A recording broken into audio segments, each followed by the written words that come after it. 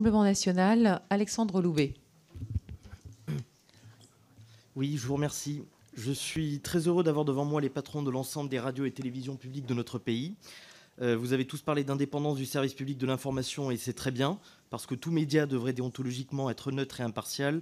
Mais en pratique, ça n'est pas le cas et c'est d'autant plus choquant que vous êtes le service public de l'information et que vous êtes tous ici financés par l'argent du contribuable, à savoir nos impôts. J'ai devant moi Caroline Parmentier et ensemble, nous avons assuré les relations presse de Marine Le Pen et du Rassemblement national durant toute la campagne présidentielle et nous pouvons en témoigner, la réalité est bien loin de vos exposés.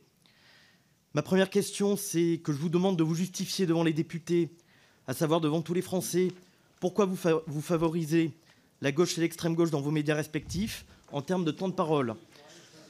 France 2 a accordé 40, rien qu'au mois de mai, à un mois des élections législatives, France 2 a accordé 46,7% de son temps de parole à l'extrême gauche NUPES.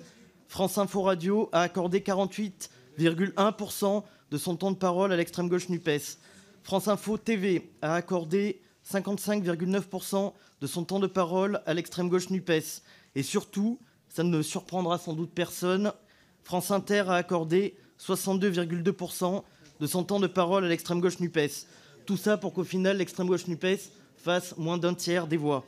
Donc pouvez-vous m'expliquer comment vous justifiez qu'aux frais du contribuable, vous maintenez sous respiration artificielle l'extrême gauche NUPES et vous discriminez le RN, première force d'opposition du pays? Ma deuxième question, elle s'adresse surtout à la présidente de Radio France.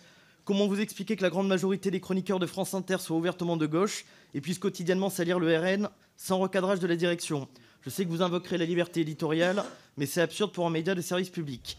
Ma troisième question, c'est que le président d'Arte a affirmé que le premier rôle des médias publics était de former les citoyens. Expliquez-moi ce concept, parce que le principe de la démocratie, c'est que l'on est NAIT citoyen et qu'on ne le devient pas. Donc, par rapport à ce que je viens de vous dire, je m'inquiète légitimement sur le sens de former les citoyens. Est-ce que ça consiste à faire ouvertement de la propagande?